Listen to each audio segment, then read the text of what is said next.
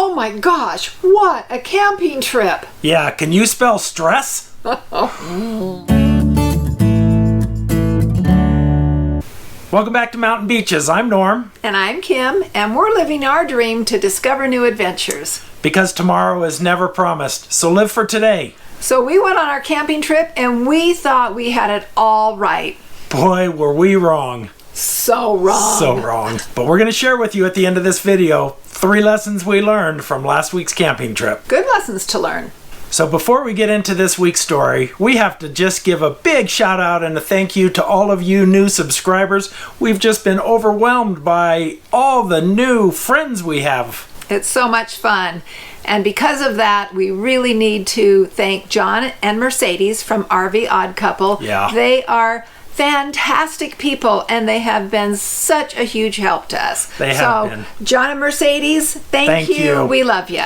And if you haven't heard of their channel, the RV Odd Couple, go check them out. They are fantastic. So let's set the stage of just what happened last week. So what did happen? We went camping, and we had a lot of fun, but we also had some really weird experiences. Yes, we did. And some failures.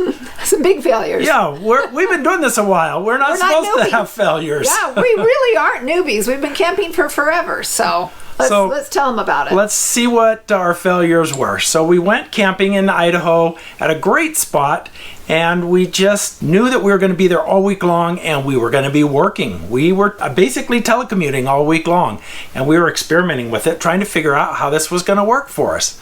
And so we got everything set up, we got our camp set up, and then the weather didn't cooperate. Oh, we had the biggest thunder and lightning storm, sideways rain, hail, you name it, we had it. All right, we're in the middle of our first great big thunder, lightning, and hail storm. I don't know, how big are the hail?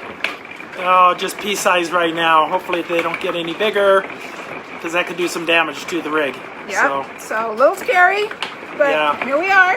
Yeah, huge thunder and lightning, close strikes, and the sideways rain came in and knocked our refrigerator out. We didn't realize that's what it was, but all of a sudden we started hearing a beeping. Beep, beep, beep. And we're like, what is that?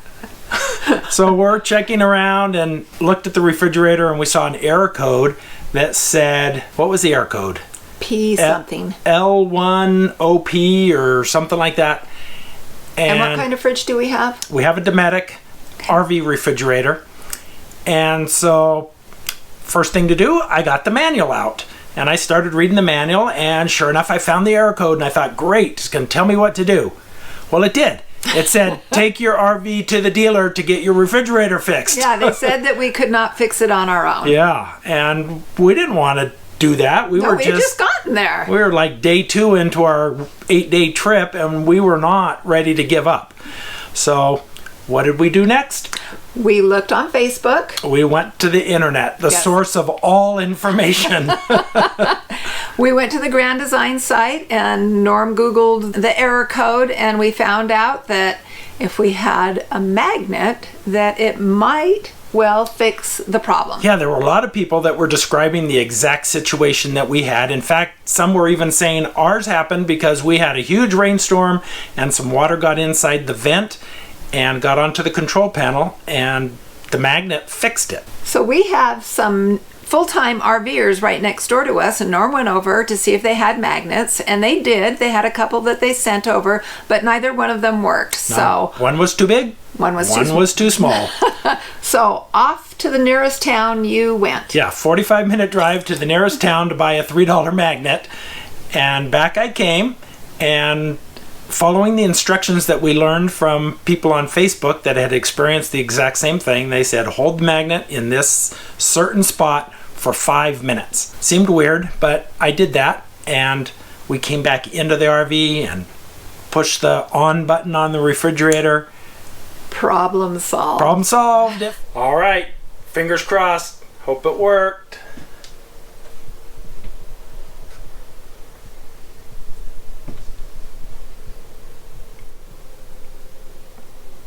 Yay! Success! It fixed it. So for all of those out there that have posted solutions to problems on Facebook, thank you. yeah, that was just a godsend for us and allowed us to keep going. Yep. And a fun thing that happened from that experience was that our really kind neighbors that were right next door to us knew that we were having problems and frustrated, and they brought us dinner. They brought us a delicious lasagna dinner. How nice is that? RV people are so kind, watching out for each other. And you guys, our Mountain Beaches community, you guys are just awesome, and all the comments we've gotten over the last few days have just been amazing with suggestions from our last video. So thank you for that. So on this particular problem, if you have a refrigerator that maybe isn't the kind that we have, or you've experienced other problems, comment below and tell us your experience and the fix to that experience, because it makes such a huge difference. Within a few minutes, we discovered what the problem was, and 90 minutes of driving and 5 minutes of shopping for a magnet, we had it fixed. Yep, it was wonderful. So problem number 1, solved. So then let's move on to problem number 2. Problem number 2 was that we ran out of data. Yeah. We were using our phones as hotspots, which we don't use very often, so we thought we had plenty of data. Plenty of data. To last us all week long. And so we lounged in our recliners and brought up the TV and used our data to watch YouTube. We were watching YouTube, and finally my phone told me that I was running almost out of data. So we stopped doing that, and then it told me my phone was out of data. But that was okay. We still had Kim's phone as a hotspot. So she was using hers for work, and things were going well for a couple of days. But then I got the notice that I only had 25% more data to use, and then within hours, a couple it was hours gone. later, she got the next message saying it's gone. Yeah, and the problem is I didn't realize that my connection to work used a lot more data than I had realized. So this was one of the reasons we did this trip, to experiment, but we didn't expect to fail. Yeah. So I figured, okay, well, we ran out of data. That's no big deal. We'll just call up AT&T, who is our service provider, and we'll buy more data. Wrong. Nope, that is not even an option that we can get from them. We couldn't even give them money to keep working. We were willing to pay more than we probably should have been willing to pay in order to continue to work and to be functional and efficient. Yep. Is not an option. No, zero options, and nothing they would or could do to help us. Our lucky thing about all of this is that we were only 2 days away from our our billing cycle. Our billing cycle to restart. And so at our billing cycle start date, then our data goes back to the 15 gigabytes and we start over again. Right. And so that was either going to start on Friday or Saturday. We didn't know for sure. But we had a video to upload. So what did we do?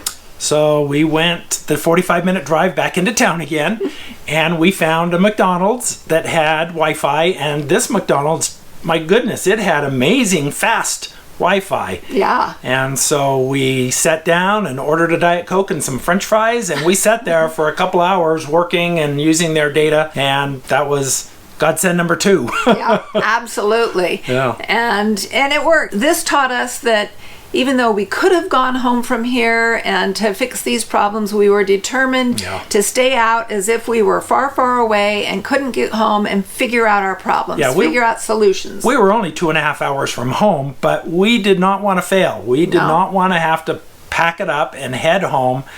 So we figured out a solution. Even though AT&T wouldn't give us a solution, we figured one out on our own. Success. Yep. And then Friday morning, our data renewed, and we were able to work all day Friday, and things were great again. So, but we learned a lesson from that, and we're going to share that with you in a minute. So that was problem number 2. Now problem number 3. So I think problem number 3, which are actually in increments, stemmed from problem number 1 and 2 because we were stressed and we weren't functioning like we usually do as a team. And so because of that, we made some mistakes with the rig. Yeah, we made some mistakes as we were packing up and getting ready to go home, and we made the cardinal sin of rushing and ignoring our checklist and thinking that maybe we were smarter than we are. And we made 3 bonehead mistakes that we're embarrassed to admit. I'm embarrassed to admit. Yep. But we're here to share the good, the bad, and the ugly. So mistake number 1. I backed the truck into the trailer. Now that actually sounds worse than it really was. I was backing it up to get it hooked up, had the tailgate down, and I slowly bumped the trailer and put a little crack in the door that's underneath. A tiny little crack. You can't even notice it. He knows it's there, but I you know can't it's even there. notice It didn't do anything to the truck. But the mistake was I got impatient. Kim was off doing something, and I didn't wait for her. We do this as a team, and she stands there and lets me know that I'm good or I need to stop, and I just figured I could do it on my own. Because you've done it multiple times, but nope, not this time. Right. Lesson learned. So then the second one was again my fault, and again Kim was off busy and I got rushed, and you'd think I would have learned my lesson from just a few minutes earlier to wait and follow the checklist where when we're bringing in the slides, one of us is outside looking at it and one of us is inside doing the controls. So it was the slide right next to the door, and so I figured, well, I can see it, I'll just go ahead and bring the slide in. Yep. And so I did. Yeah, but earlier we had unboxed some things, and there were some really sturdy cardboard boxes that we hadn't been able to dispose of, and we had slid them underneath that slide. Yeah, it had been really windy earlier in the day, and they were blowing all over the place, so I stuck them underneath the slide and forgot about them. And so the slide starts coming in, and it got almost all the way in, and it stopped.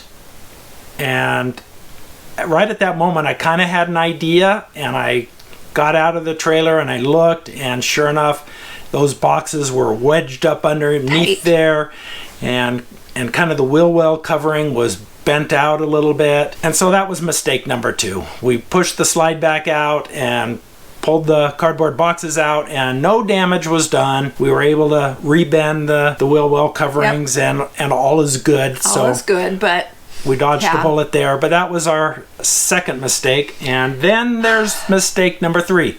Do you want to get the prop? Yes, I'll get the prop. Get the prop for mistake number 3.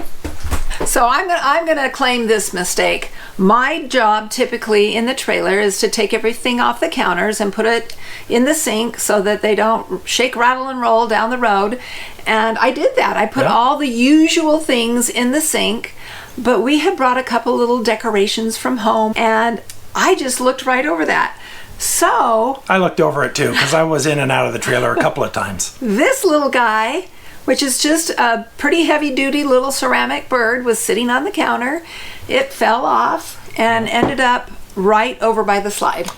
Yeah, it got behind the slide, so when we got home and then we opened up the slide so we could clean the trailer out, I never saw it, and we opened the slide and it was inside, tucked down in the corner, and as the slide went all the way out, I saw the bottom corner piece pull away from the slide.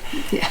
And then I stopped and I reversed the slide and I reached back there and pulled this little guy out. It wasn't broken at all. And so we have a little bit of trim that pulled away, but again, nothing major, but it just reminded us not to make those mistakes and to follow our checklist. But can I tell you a secret? I am really happy that he made the first 2 mistakes because it's always easier when he makes the first mistake, the first glitch, the first little dent. Yeah. And then I follow, and it's all okay. But the good news was no bad words were used. Yay! We both just kind of chalked it up to, all right, let's learn from this and not make the mistakes and share it with you guys, although you guys already know this stuff. Right. You know it, but we know it too. I'll bet you that you have made some mistakes that you wish you hadn't. Yeah. And so for the fun of it, again, share in the comments below your mistakes that you really don't want to share with anybody else. They're kind of embarrassing. They are embarrassing, but they're fun to hear that somebody else, misery does love company. Yeah, that's true. We'd like to hear some of your mistakes. Yeah, please soothe our soul. Shows them compassion. Yep. So, and let me just take a moment. To those of you that maybe are new to our channel, thank you so much for joining us. And if you like this video, please click on the like button, but also subscribe. That helps us so much. Huge difference. Helps us so much with YouTube. So thanks for joining us and watching. And now we want to share our 3 takeaways. What did we learn from this trip? Well, let me start with the internet. We learned that using our telephone hotspots for full-time work is maybe not the best idea. And so we need to look for other options. And we already have another option that we've ordered. And in fact, I found even yet another option today while I was watching another YouTube channel. I don't know about that one. That is maybe another good idea for a backup. So we need to have a good number 1 first option, and then we need to have redundancy and backup. Yep, let's do it. So are those on order? One of them is. Okay, all right. We'll share those with you once we get them in and try them out and see how we like them. And we'll tell you one way or the other, we like them or we don't. The second thing that we learned was how to fix a refrigerator. And that magnets are something that you want to have along with you in your travels. Yeah, just a little 10-pound magnet. That fixed our problem. Yep. And if you have the Dometic refrigerator or a newer model and you haven't experienced this problem, all it takes is a sideways rain.